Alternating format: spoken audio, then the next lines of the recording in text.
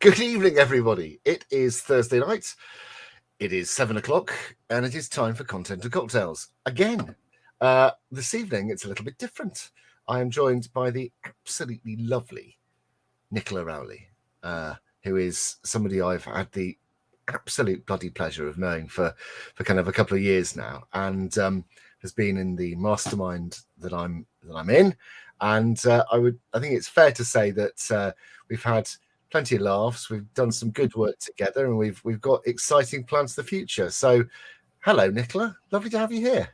Hi, Tom. Brilliant to be here. Yeah, you make me smile. I think that is the thing, and that's what we need in business, right? If you're running your own business, you've got to be surrounded by people that make you laugh, that you can appreciate the fun. Yes, there's got to be fun. There's got to be fun in it. Otherwise, there's no point doing it. No, it can be pretty grueling sometimes, can't it? And this is where I think being in kind of courses and masterminds where there are lots of like-minded people doing lots of lovely things is great. Well, so normally the way this kind of weekly nonsense goes is I turn up, I mix myself a drink, and I talk for anywhere between 20 minutes and an hour about video content and video content making and marketing with a little drink in my hand. And that's not going to change tonight, but it might not be quite as long as that. But what we are going to be talking about is PR, because you have an amazing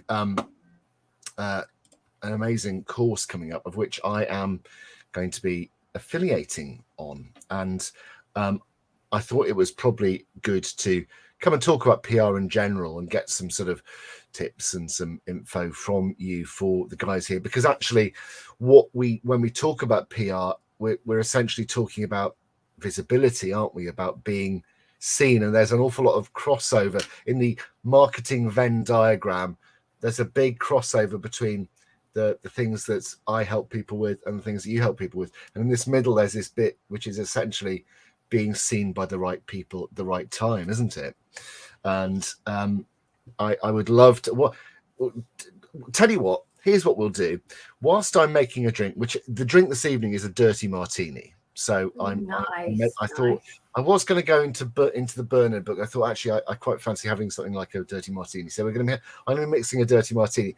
Why don't you tell us who you are? And basically, for those, loads of people will know you already, but there will be plenty of people here who are seeing your lovely face for the first time. So let's hear a bit about who you are and what you do, and kind of how you work with people. So hello to everyone.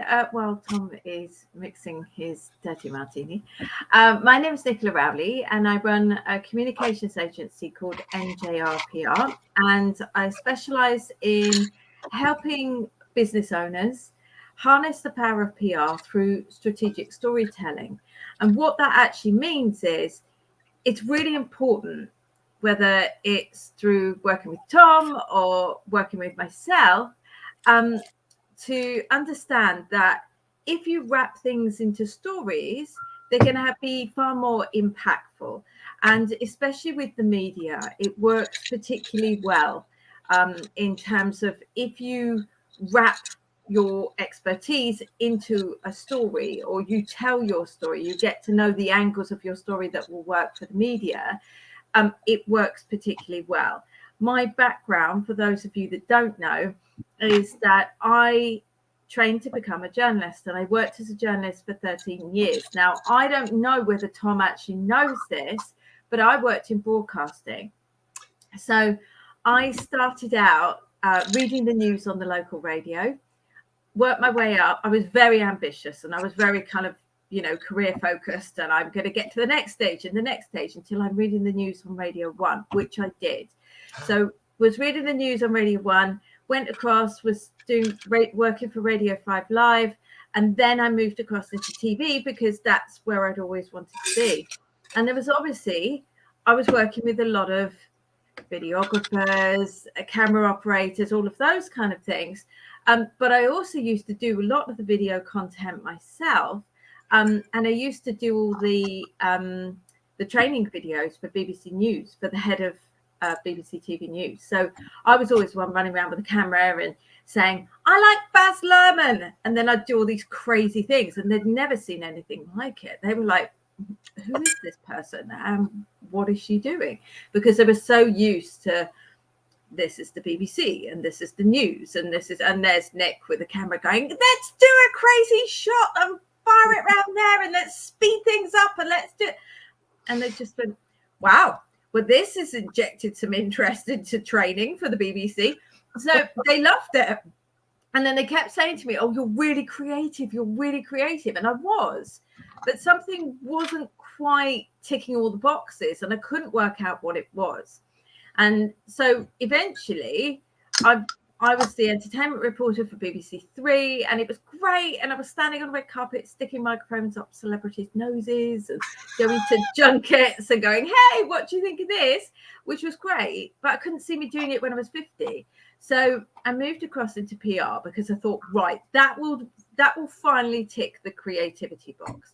And I worked for loads of different, really big named brands. And it was brilliant. You know, my first ever campaign, I was doing, I don't know whether you remember it, Tom, but there was an advert that Channel 4 staged, and it was a live TV advert where a group of people would jump out of an aeroplane and spell out the name Honda. Well, that was my first ever campaign that I ever did. And it went everywhere, literally everywhere. When was that? Was that about what? 2008. I was going to say, yeah, that rings. Yeah. Wow, that's really. Yeah, you see, this was cool. I was doing cool stuff. Yeah, I was doing really, really cool stuff, and I was out there. And I, you know, for one of my clients, the biggest client that I worked for was UK TV, and they've got a suite of channels like Gold and Dave, and I helped launch Eden. So we floated a polar bear, model of a polar bear and her cub down the Thames on an iceberg. It won international awards. It went everywhere. Everyone was like, oh my gosh, this is amazing. Before the head of PR at UK TV said, Nick, I've got a job. It's yours. And I moved across and I started working in-house. So yeah. I've kind of done both sides, from agency to in-house. My final job that I did was working at Thorpe Park. Now, in between all of this, I'd become a mum, and I was like trying to do the juggle between being there enough for my little boy Jay, and also trying to fit everything else together. And it was hard. I mean, Thorpe Park thankfully was only 30 minutes down the road. I managed to get to the point where I was only working a 4-day week, albeit I was still taking loads of calls on a Friday, but I could still be there for him. And I just was like, he was about to start school, and I was like, this isn't going to work. I could just see it wasn't going to work. And I would feel like I'd really let him down. So I quit my job that I absolutely loved, and I went freelance. And from there, I then set up the business, and it's gone from strength to strength ever since. Yeah, it is the never-ending nightmare of working mums. It really is, Jane, because I just think it's like that juggle. I need to be there. I need to do this. I need to do that. I've only got certain parameters. If you work in the corporate field, it's almost like when you return from like maternity leave, it's kind of just expected. You just fall back in, like carry on with your job. And there's no acceptance that you might be struggling. There's no acceptance that you may well have undiagnosed, like PT, whatever it is, postnatal depression, which is what I had. I now know that. But I also had severe separation anxiety for my little boy because of everything that had happened after he was born. And like trying to juggle that, which is that, we've just had Mental Health Awareness Day. That was a massive thing for me. And I was really struggling. And at no point did anyone say, are you okay? Someone tried to check that I was okay. Yeah, Jane gets it. Someone did try and help me, and it didn't quite pan out, and I was able to take redundancy, and that was great, but I still was struggling, and I had to set in place a series of steps for me to get to where I am today. So if that is you right now, if you're in a corporate field or something like that, and you're struggling and thinking, I don't know how to do this, please know that there is always light at the end of the tunnel. You might not be able to see it right now, but eventually you will get there. And I like I said, I had to go through a series of steps, but hey, I'm here now, and all is good in the world. Well, I can honestly say that sort of, I mean, in the short time that we've known each other, it feels like it's kind of just sort of seen your kind of your business kind of taking off more and more and more, and it's been a oh my god, it's been a really interesting, and that's kind of a massive understatement word. It's been an interesting couple of years in terms of developing online business, but I think the one thing that will never change is this requirement for us as business owners, particularly those of us in this this slightly weird and wonderful world of solo entrepreneurship or micro business entrepreneurship, where you might be doing big business but you might have a small team, where that sort of the visibility game is one that just it's a handle that needs to be continuously cranked, and there are lots of different ways to do it. And I mean, I can only talk from my personal sort of take on it. I've shied, and you know this, I've shied away from PR and being seen, because like so many people, I was like, oh, I think my story's quite boring. That was the assumption that I made, and we've talked about this, and actually, so many people have said this to you over the years. Going, that kind of thing. I'm sure I don't have a story to tell, but actually, in the work that we've done together, I've gone from thinking that, well, there's a couple of things going on. One, I was like, I don't have a story, and two, the second thing I think is, do we really need to hear from more white, middle-aged, privately educated men? Because frankly, they've had quite a good run of it over the years, particularly of late. Yeah, I don't think you can do that, though. I don't think you can do that on a lot of fronts. I think the thing that people don't realise is, number one, like you say, everyone does have a story. They just might not have worked out what the angles are that will be of interest to a journalist. And what we have to remember is that people buy from people.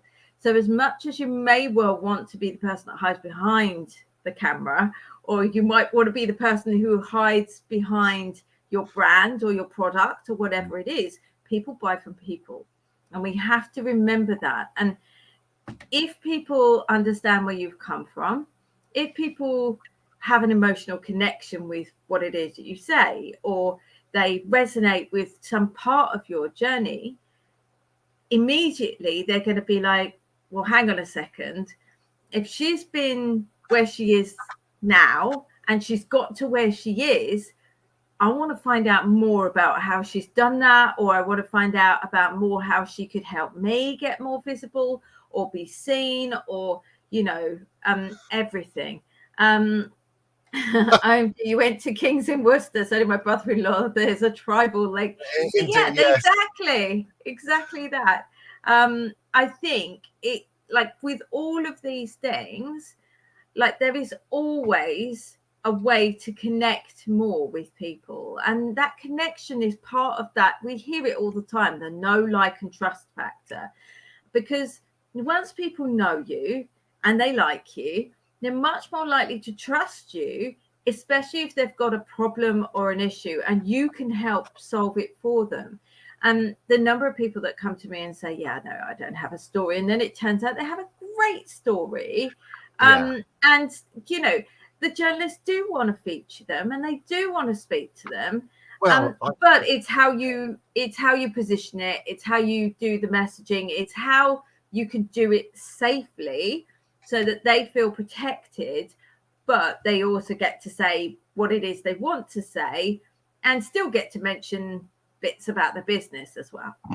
Well, what I thought was so there's a couple of things I want to touch on here.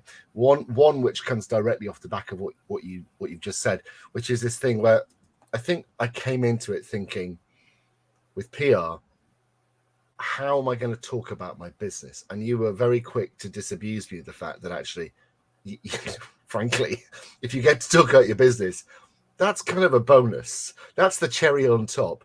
But actually, it's that moment where you go, there's all these other things in my life. There's all these other stories, the weird little nooks and crannies when you speak to people, they go, that's really interesting. That would make a great little feature or something like that. And you go, and I was able to come and be part of your PR six pack, which is an amazing experience. I would highly recommend people check it out, which is where Nicola, first of all, does a whole bunch of work with you around your story, and then gets you in a room with 6 journalists, and not just like kind of, like Worcester, Evening News. We're talking kind of national, features editor of Metro, got people from the sort of from the oh my God, I can't think of the word. This Morning team. That we're This talking Morning, Talk TV. I think who else you had? Grazia, Woman's Own. So and the features director of Metro. So yeah, and it was amazing. And I was able to talk to these people, and not just have, it wasn't. Obviously there was a pitch there, but it actually felt like, because the sort of the path had been laid by you, the conversations felt very kind of natural. And actually, some of the people, we just sat down and we just talked, and you think that, we talked, and we didn't necessarily talk about the sort of the kind of the necessary obvious goals, but actually what happened is that a relationship was formed with kind of journalists who want to tell stories, and they now know what I'm about. They know, there we go, look at this, you see? Jane is lovely. Jane is absolutely lovely. We're working together on Jane's YouTube content at the moment. But yeah, I suspected that it might be something that is going to say, yeah. And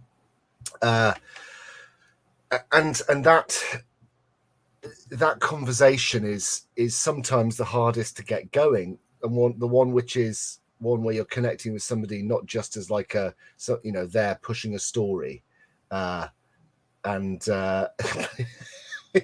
yes, of course. She is bloody fabulous. There we go. Love it. What I would say to all of that is, I think you came into it not quite sure what to expect, and I think people do to a certain extent. So I take them through like media training. I'll have explored, like with everyone, like, what are you happy to talk about, what are you not happy to talk about, and then you don't talk about that, and you have to kind of put a lid on that. And then you go, that was a big thing for you, like being able to put a lid on things and then not tell people everything, all parts of your story, and not overshare. But that's really important, because it's a safety environment, and then I keep an eye on that as well as we go through. But then what happens is, because I've said to you, right, here are your key messages, or here are the key things that you want to say, invariably what happens is the journalists are also aware of that as well. They know what the angles are that I need you to be able to talk about. So they'll know that they need to, at some point, get your website into the piece if they write a piece about you. And they know that actually, right, so how do they introduce you into the piece? Well, if they introduce you into the piece as Tom Stanhope is an avid collector, but also runs his own business called Video Track, and at the bottom of the piece you've also got your website, well, that's everything. So you can be talking about the most interesting things to do with like being a collector, which might be like, well, hang on a second, what's that got to do with my business? But you have to remember, journalists don't really want to just be like, here's my business, and I've got a course coming up, and I've got everything else. I mean, gosh, if you were to sit down and read a magazine and someone's going, I've got a business and I've got a course and I've got a podcast, you'd sit there and go, oh my gosh, I don't want to read that. But you'd be interested in the chap who in middle age has been diagnosed with ADHD, is an avid collector, but he also runs his own business hugely successfully in terms of helping people with video. Well, hang on a second. I just been diagnosed with ADHD and I'm an avid collector and now I need video. Well, who are you going to go to? Ghostbusters. Yeah. Tom's Hopefully, yeah. Yes. Well, this is it, and I think it's that realization that that you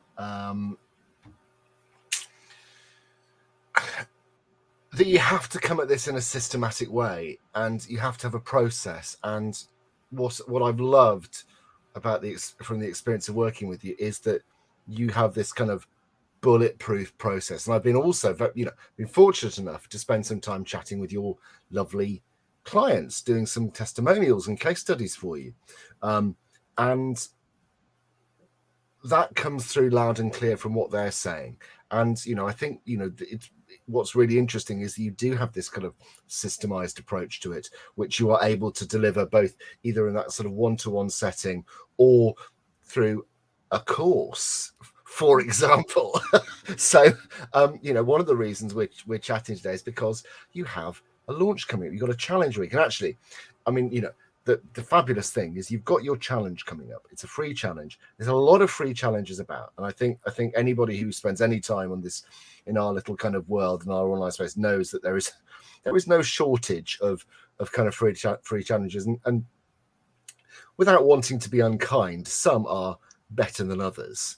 And I would say that your challenges are absolutely fantastic. If you did your challenge and then decided to do nothing else around PR, you would still have a huge amount of knowledge. You get value. Yeah, you get a lot of value, and you get, so basically it's a free 4-day challenge from incognito to interview. So you're basically going to go from actually I'm a best kept secret to actually taking through the steps that actually I can put myself out there. So that's what the challenge will actually do for you, but it will give you clarity and it will give you confidence.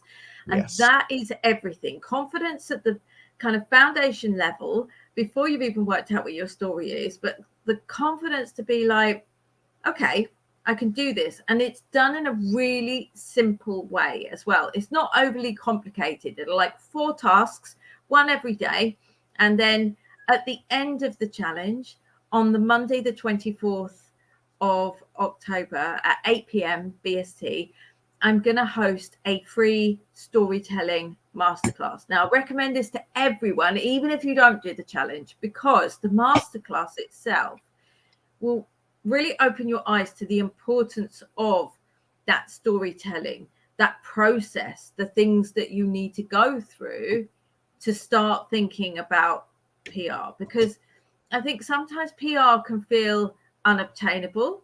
It can feel like everyone else around you is getting all of this coverage and you're sitting there thinking, okay, well, I don't know how to get started with this. I haven't got a clue. But it will take you through all of that. Now, complete transparency, at the end of that masterclass, I am going to be launching my signature PR Mastery, the course, which is a 9-week live teach course. And it takes you through every single stage so that you get like your exponential confidence to be able to go, okay, I'm going to make a start with this. I'm going to get it going. And the beauty of the course is, I can't give too much away at this stage, but everything's laid out that you can then go on and get it, because I actually put the opportunities in front of you. So you're actually going to have those opportunities. Half-term granny sitting duties, is there a repeat? Yes. So I'm completely aware that it is half-term next week and the week after as well. So there will be repeats. You will be able to find them. If you basically sign up for the challenge, you're going to be able to find absolutely everything. And I'd love for you guys to join up and make the most of it and like come on board and just be part of the group. I mean, there's over 800 people who have signed up so far. And that nice. Yeah. I mean, it's amazing. It's like 850 people have signed up And of those, 750 have requested to come into the Facebook group where we're going to be doing everything. I mean, just from a networking and getting to know people, opportunity. I've always found challenges to be those. So you pick your challenges carefully, because you could do one of these. You could do like 5 a week, and you'd be you'd do nothing but challenge. But the beauty of this is that when they are good, there's such a great vibe, and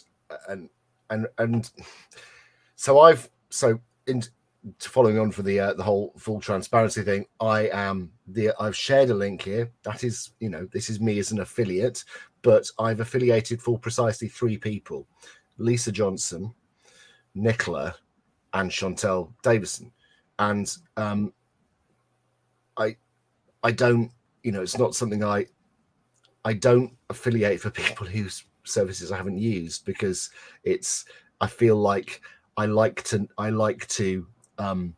share things that I know work, because it's you can be a bit of a an affiliate gadfly sometimes. There's enough opportunities out there where I could affiliate for literally hundreds of things every year, but this is down to quality and reputation, and Nicola has these things in absolute spades. And it's the sort of thing where you think, okay, even like I say, if you did nothing but the challenge, you'd still be getting loads of value.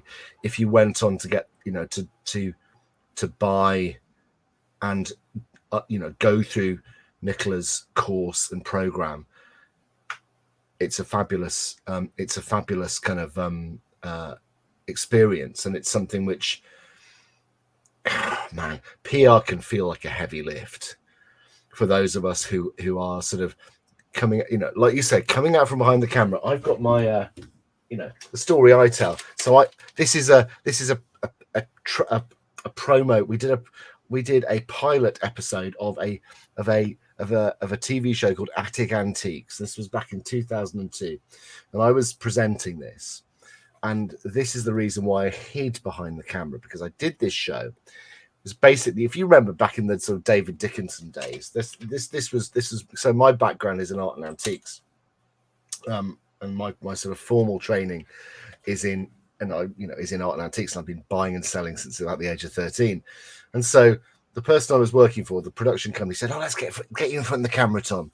And I was like, "Oh, that sounds great." I had all these visions of me being some kind of daytime TV star, and we made the show, and then sent them out, sent the kind of the VHSs out to the channels, and Channel 4 came back and said, "We absolutely love the format. We just don't think Tom's made for TV." And I was like, "Oh, that's one person's opinion, Tom. It's one person's opinion." Yeah, I was a callow youth. I was this was officially a very long time ago. I was 24 years old. I didn't know, as they say, shit from Shinola. It was a very long time ago. And my reaction was to go, well, I need to be behind the camera helping people. And I hid. And I think there's so many of us who for whatever reason go, I do not like the idea of being heard or getting. And when you make that choice to step out from behind whatever thing you're hiding behind, but be it your brand, the camera, your own things in your head, which we all do, that is when things can really start to move. And PR is such an important part of that. Obviously, video is a very important part of this as well, But these things, of course, all these things go in concert, and they are such powerful amplifiers if you are using a variety of different kind of visibility tools well. And I think the kind of because I think there's this idea that no PR is that any PR is good, and I'm pretty sure you'd agree that not all PR is good PR. No, it's not. And I think this is the thing as well. So sometimes people will go, All right. Okay. Go on to Twitter. There's loads of hashtag journal requests, and then just go for it. And that's fine. That's absolutely fine. Except, do you know the journalists? Do you understand the parameters? Have you talked to them about the angles? Have you asked them if you can have a read back? Do you know whether they're trustworthy enough to not be then turning around and going, taking what you've said to them out of context? Are you prepared? Is there a strategy in place? Because actually PR is a long-term game. It's not a quick win. Oh my gosh, I've been featured a couple of times. Now, I mean, I've seen it myself where people have been featured a couple of times and then they turn around and go, I'm now going to run a PR course. And I'm like, what? Oh my gosh, you can't do that. It's really dangerous. You need to have a strategy and you need to look at things in a really safe way. And only when, when someone has been working in the media for 25 plus years, they kind of know what they're talking about, really, in terms of from both sides of the fence. It's not just a case of having worked in agency and worked in house and everything else. Yeah, of course, you pick up loads of knowledge and everything else through doing that. But the reason that all of my colleagues used to say to me, hang on a second, how comes you're getting that? Or how comes you get double page spreads all the time? It's because I understood what the journalists wanted, because I was one. So I get it on so many levels. And, the PR six packs, they all say the same things to me time after time after time. Why doesn't anyone else do it this way? And I'm just like, I don't know. It's my USP though, so I'm going to stick with it. And, it works. And it's why I think now I've had 4 clients plus myself on live TV in the space of about 3 weeks. Well, I saw Carol's, I saw that. I thought that is something I would absolutely love to do. She's being brought in and being asked to sort of share her opinions about the newspaper. And what a great bit of, Carol Devaney, somebody who I would also I sing Carol's praises, where, if you're interested in corporate work, Carol is your kind of, is your woman. Carol Devaney is absolutely she's a genius and a very incredibly smart woman, and lots of fun as well. I don't know. Hang on, strategy is not safe as well. Only propose all my clients in blue ocean, not blue. Did I miss? Hang on, how do you mean? You need to have a strategy for PR. That's what I'm saying. Have a strategy for PR in place. Understand what it is you want to get out of everything, rather than just doing a spray and pray approach, which never works. No, never works. I don't think any of us want to be in sort of shark infested waters with an open wound. And I think there's that sort of feeling that sort of PR can feel innately risky. And I suppose if it's not managed correctly, it well can be, can't it? If you're so everyone kind of thinks PR is all about securing coverage. And I think we've been, especially in the online space, everyone's all like, oh gosh, it's all about getting the coverage and we want to be seen in this and we want to be seen in that. But actually, a big part of PR that we don't necessarily talk about is brand reputation and personal reputation, because it's really important that if something appears how you don't want it to appear, what happens then? You just left kind of going, what on earth has happened? You've worked really hard on your business and you've worked really hard on getting all of your lovely clients on board. If you say the wrong thing to a journalist and it goes out in print, that can affect your reputation. So it's knowing things like, actually, yes, it might be in print, but if it's also online, you need to get the online version corrected and worry about the print piece much later. You've got to get that online piece sorted and done, either retracted completely and taken down until it's correct, or things changed. And the number of clients that come to me and say, how did you do that? I always remember there was there was a client came to me and she said, right, Nicola, I need you to help me get out there. And she'd set up a first birthday party for a very well-known client, a celebrity. And the celebrity had done a piece with, I think she'd been in the Mail Online. And then she said to my client, right, you can have run for everything else. And my client was really worried that she wasn't going to be mentioned in any of the PR. And she was right, because 9 times out of 10, you could put things forward and say, there you go. And that was by so-and-so. And then they ignore it and they move off.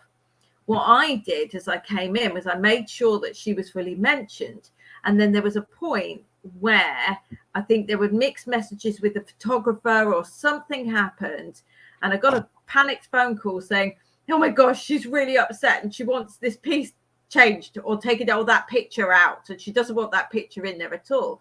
And I was like, it's fine, don't worry about it. Contacted the journalist, got it removed. And the celebrity in question was like, what? You've just had that removed? How did you do that? And my client was like, well, it's Nicola. Nicola knows how to do all this stuff. But it's, unless you've done work in crisis communications, unless you are fully versed in terms of that brand reputation, then you wouldn't know how to do it or how to get things changed. I mean, the amount of times that I've had to get things like quotes changed or things like just completely removed and then put up at a later date. And then there's no harm done. But yeah, I have just dumped my other Zoom for this. Everything starts with brand, but I would say that as a brand strategist, yeah, exactly. And it does. You've got to protect that. It is your reputation. I mean, that's amazing that you've built another Zoom for us. We're very honoured, Jane, and thank you very much for doing that. But it is about your. We're good value for money. Yeah, we are. We're great. But it is about your brand reputation. You've got to protect that, and so PR needs to be seen in a much wider context. Then I think we actually do see it. And it's also, like when you're looking at what publications you're aiming for and where you want to be seen, you've got to be thinking in terms of SEO as well. And now you'll know this, Tom. Yeah. You'll know this because I know you're really hot on setting up people's YouTube channels and getting them to be seen on a much bigger scale. If you are targeting publications that have a high DA score, so the domain authority score, then you're much more likely to get link throughs, especially if they link through to your website. You're going to get a portion of that traffic. And that's really, really important. You'll be found more. If you're, whatever you, and this is something that I kind of, I've sort of changed my opinion on. Jane says, I'm precious, as in precious indeed. And this is good. And I'm really glad that you've chosen to spend some of your time with us. So thank you, Jane. I salute you and raise a slightly watery, dirty martini to you.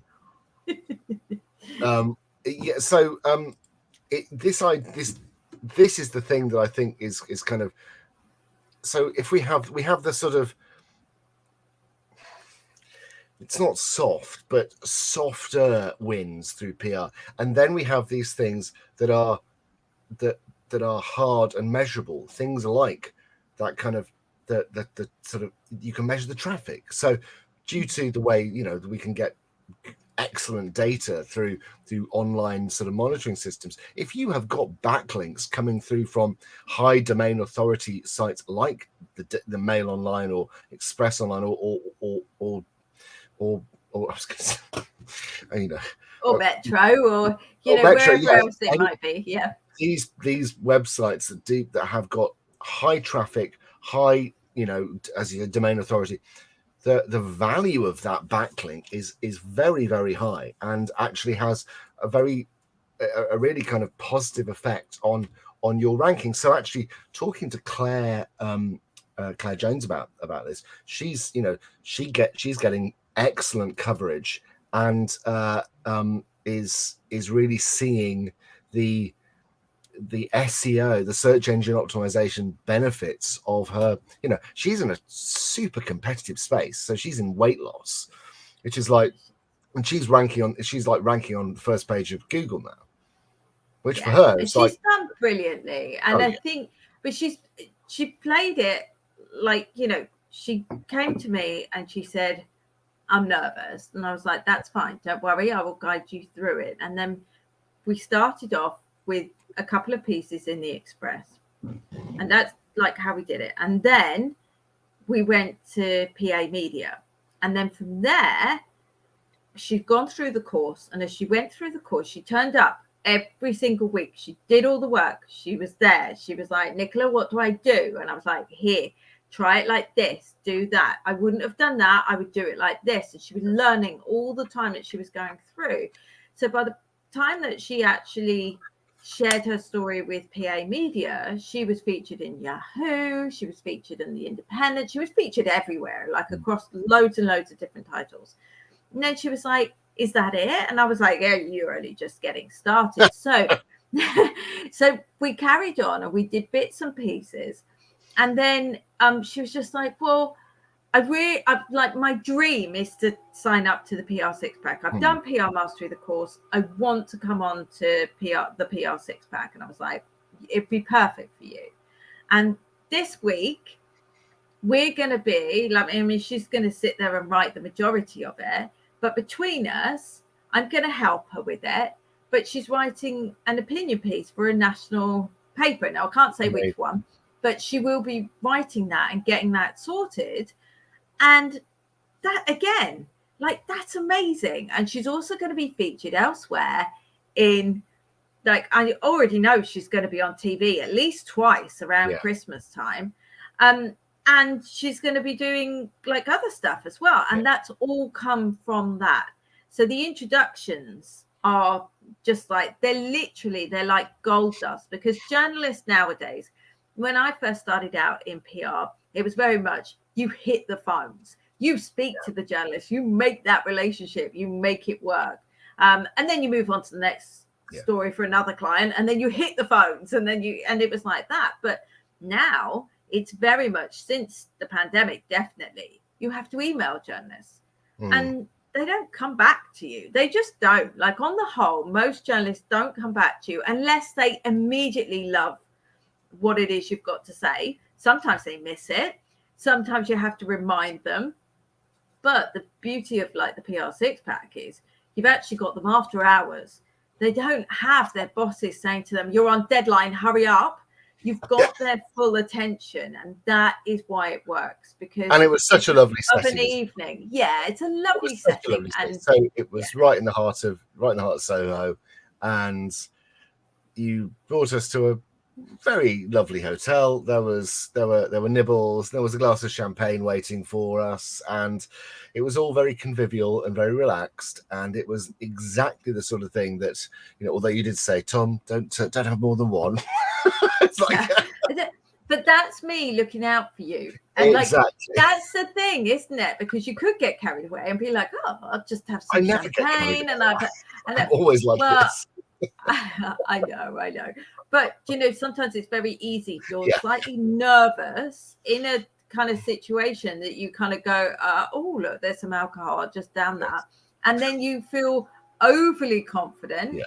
And then what happens? You overshare. So that was my kind of way of kind of going, I'm just looking after you. Just one. You're not having any more.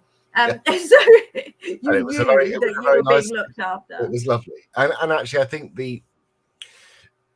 because it wasn't, we were all together in the same room just chatting beforehand. So, we'd had an opportunity to chat with the journalists beforehand. So I was sat next to Clay from Metro, and we were just beforehand, just chatting. Actually, kind of even before the formal part of it started, we'd already kind of covered quite a lot of interesting ground. And I think it's easy to forget that journalists are journalists because they are, one, interested in the world around them, and two, they're smart people.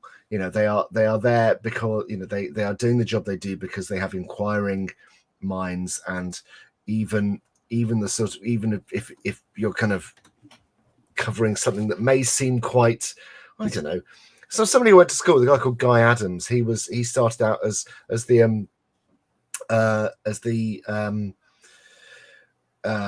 God, this is going back some years. He started out as the sort of celebrity and what's the word I'm looking for? Kind of entertainment correspondent for the Independent. And this is back when the Independent was in print, and he's now feature writer for, kind of political writer for the Mail.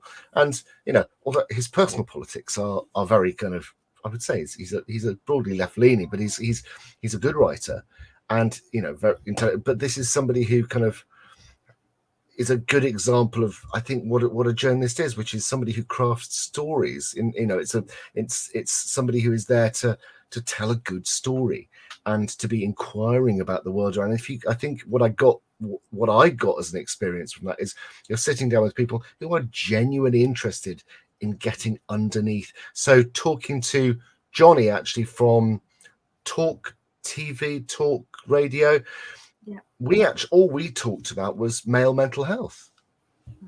That was what we covered during our time chatting, and actually we had a very nice conversation. He was a great guy, and actually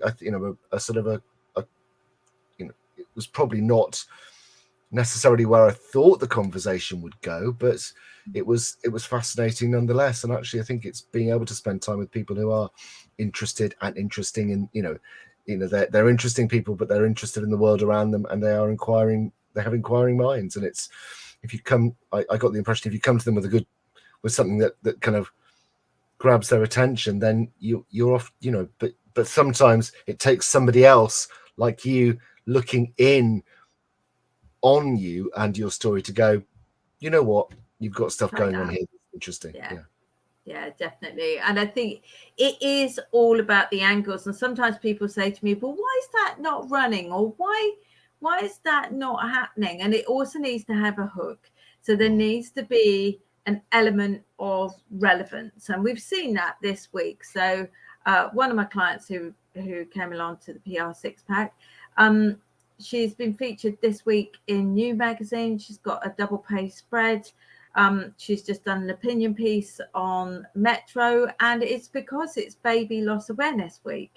And that ties in with a massive part about her story and why she set up her business.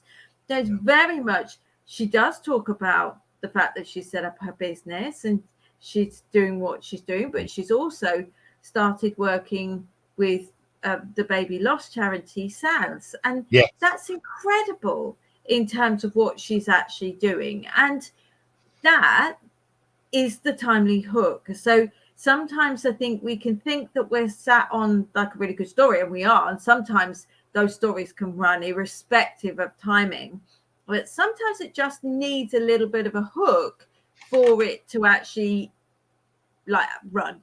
It just needs a more timely angle to be able to run. Now, sometimes I can suggest those to journalists and say, what about this? Or what about that? We've got this coming up. That would be really good.